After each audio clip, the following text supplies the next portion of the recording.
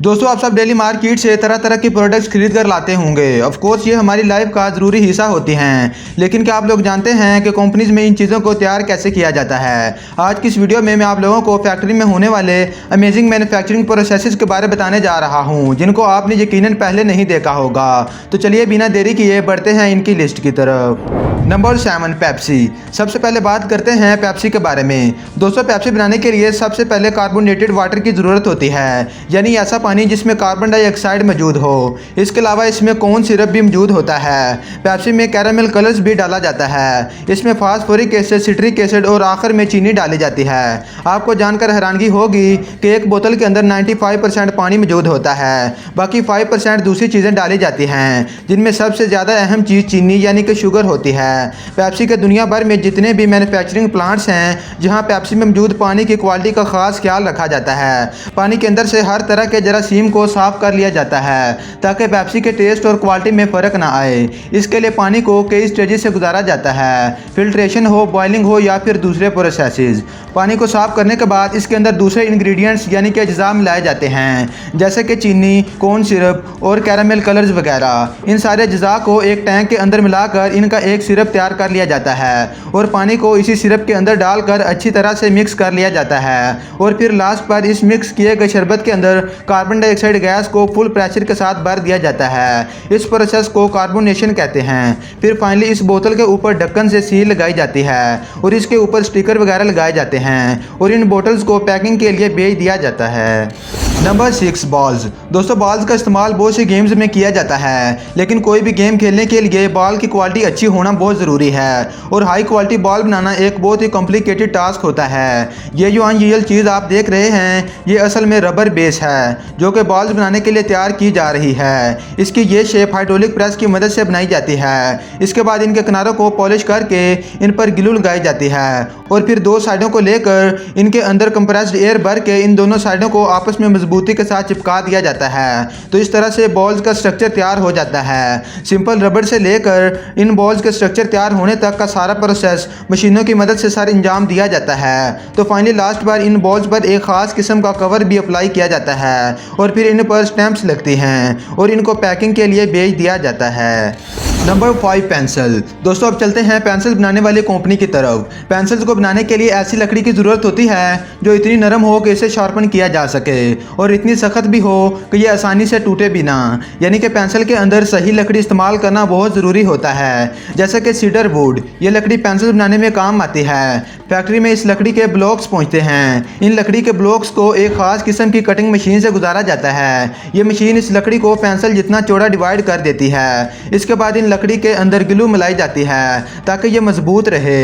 इसकी दूसरी तरफ पेंसिल का सिक्का मट्टी और ग्रेफाइट को मिलाकर बनाया जाता है। इन दोनों चीज़ों को ओवन में 1500 डिग्री फ़ारेनहाइट तक बेक करके पेंसिल का सिक्का बनाया जाता है। फिर नेक्स्ट स्टेप में एक मशीन से लकड़ी के उन ब्लॉक्स के अंदर पेंसिल के सिक्कों को डाला जाता है और उसके बाद एक मशीन हर एक ब्लॉक को गोल शेप में तब्दील करके बराबर काटती है और एक ब्लॉक से कई पेंसिल बना लेती है। आखिर में इन पेंसिल्स को पेंट किया जाता है और एक मशीन से हर पेंसिल पर रबड़ भी लगाई जाती है, जिससे फाइनली ये पेंसिल बनकर बिल्कुल तैयार हो जाती हैं। Number 4, MC Donald's fries. दोस्तों MC डोनाल्ड का नाम पूरी दुनिया में मशहूर है। बच्चा बच्चा भी इस ब्रांड के बारे जानता है। ख़ास तौर पर अगर इसके फ्रेंच फ्राइज़ की बात की जाए तो ये सब छोटे बड़ों के फेवरेट होते हैं। लेकिन क्या आप लोगों को इस बात का पता है कि इन फ्रेंच फ्राइज़ को तैयार कैसे किया जाता है? चलिए ये भी देख लेते हैं। फ्रेंच फ्राइज़ बनाने वाले कंपनीज के पास अपने बड़े बड़े फार्म्स मौजूद होते हैं, जिनके अंदर एक ख़ास किस्म के पोटैटो की फसल उगाई जाती है। सबसे पहले इन पोटैटोज को एक भारी मकदार के अंदर इन फसलों से उखाड़ा जाता है और इनको फैक्ट्री के अंदर ले जाकर मशीन की मदद से इनका छिलका उतारा जाता है। इसके बाद इन्हें बारी बारी एक शार्प ब्लेड वाली मशीन से गुजारा जाता है और ये फ्राइज की शक्ल में कट कर बाहर आना शुरू हो जाते हैं। इसके बाद एक ऑप्टिकल स्कैनर और लेज़र की मदद से इनके डार्क पोर्ट्स को ख़त्म करके इन्हें परफेक्ट शेप में लाया जाता है। फिर इसके बाद इन पोटैटो स्लाइसिस को एक बहुत बड़ी बेकिंग शीट पर ड्राई होने के लिए रखा जाता है। इसी ड्राइंग के दौरान स्पेशलिस्ट इसकी क्वालिटी को चेक भी करते हैं। इसके बाद इनको फ्राइज करके पैक कर दिया जाता है और ये रेस्टोरेंट तक पहुंच जाते हैं, जहां इन्हें डीप फ्राई करने के बाद हमें सर्व कर दिया जाता है। चिप्स बनाने का ये प्रोसेस वाकई में ही बहुत अमेजिंग है। Number 3 lipstick. दोस्तों बात करते हैं लिपस्टिक की कि आखिर लिपस्टिक को बनाया कैसे जाता है। दोस्तों लिपस्टिक में वैक्सीज, पिगमेंट्स और मॉइस्चराइजर्स होते हैं। सबसे पहले तो इन तमाम इंग्रेडिएंट्स का वजन किया जाता है। इसके बाद इन तमाम अज्जा को एक बहुत बड़ी केतली यानी कि केटल में डाला जाता है, जहां इनको पिघला कर मिक्स किया जाता है। यहाँ इसमें एक जेल भी मिलाया जाता है जिससे लिपस्टिक को सॉफ्ट करने में मदद मिलती है। इसके बाद और बहुत सारे वैक्सीज इस मिक्सचर में मिलाए जाते हैं। इसके बाद इस मिक्सचर में कलर ऐड करने की बारी आती है जिन्हें आयरन ऑक्साइड क्लोराइन कहते हैं। इस कलर को एक रूलर की मदद से मिक्स किया जाता है जिससे एक थिक सा मिक्सचर बन जाता है। इसके बाद इस मिक्सचर को एक मशीन के अंदर डाला जाता है जिसके अंदर एक लिपस्टिक के साइज के सांचे मौजूद होते हैं। इसके बाद इसको ठंडा करने के लिए एक कन्वेयर बेल्ट मशीन से आगे भेज दिया जाता है। इस तरह लिपस्टिक सॉलिड शेप में आ जाती है और इसे बाहर निकाल लिया जाता है। फिर लास्ट पर एक मशीन के आगे से जिससे गर्म हवा निकल रही होती है इन लिपस्टिक को गुजारा जाता है जिससे ये हल्की हल्की पिघल जाती हैं ताकि इन्हें लगाने में आसानी हो। और फिर इनकी क्वालिटी चेकिंग भी की जाती है और यूं ये लिपस्टिक तैयार हो जाती हैं और इनको पैकिंग के लिए आगे भेज दिया जाता है। Number 4 tissue paper. दोस्तों अब बात करते हैं टिश्यू पेपर्स की। टिश्यू को कागज़ से बनाया जाता है, ख़ास तौर पर रिसाइकल्ड पेपर से, जैसे कि अखबार वगैरह से।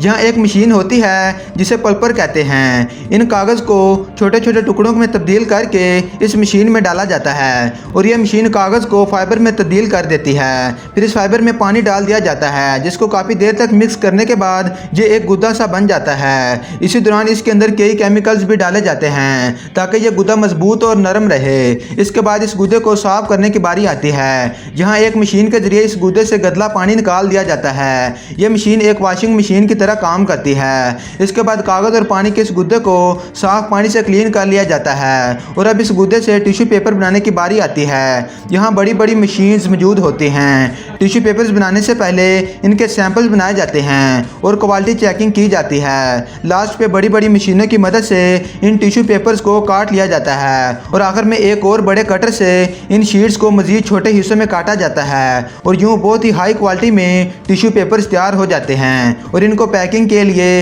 भेज दिया जाता है। Number 1 hammer. दोस्तों हैमर का इस्तेमाल हर घर में होता है। अक्सर लोगों को लगता है कि इसे बनाना बहुत ही आसान होता है क्योंकि इसके लिए तो सिर्फ एक हैंडल और क्लॉ की ही ज़रूरत होती है, लेकिन दोस्तों असल में ये एक बहुत ही मुश्किल काम है। ये जो हैमर फैक्ट्री आप देख रहे हैं ये इटली में मौजूद है और इस कंपनी का नाम ऑस्कर है। इस कंपनी की सबसे अनयूजुअल चीज़ इसके वर्कर्स का यूनिफॉर्म है। इन्हें देखकर ऐसे लगता है जैसे ये लोग किसी फैक्ट्री में नहीं बल्कि ऑफिस में काम कर रहे हों। दरअसल इसकी वजह यह है कि यहाँ पर वर्कर्स को ज़्यादा काम नहीं करना पड़ता क्योंकि हैमर बनने का सारा प्रोसेस रोबोट्स और मशीन्स करते हैं। सबसे पहले इसके मेटल पार्ट को बनाया जाता है जिसके लिए लोहे के टुकड़ों को हाई टेम्परेचर पर गर्म करके मखसूस शेप में काटा जाता है और फिर इसे पॉलिश करके हैमर की शेप दी जाती है। इसके बाद मशीन की मदद से इसके साथ हैंडल जोड़ा जाता है। एंड पर लेज़र की मदद से हैंडल पर कंपनी का नाम और लोगो राइट कर देते हैं जिससे फाइनली ये हैमर बिल्कुल तैयार हो जाता है। तो दोस्तों ये थी हमारी आज की वीडियो। आपको वीडियो कैसी लगी? अगर अच्छी लगी हो तो इसे लाइक और शेयर करना मत भूलिएगा। इसी के साथ साथ अगर आप इसी तरह की इंफॉर्मेटिव और फैक्ट्स रिलेटेड वीडियोज़ रोजाना देखना चाहते हैं तो हमारे चैनल साकिब टीवी को सब्सक्राइब कर लें। तो फिर मिलते हैं एक और नई और शानदार वीडियो में। तब तक के लिए take care and good bye.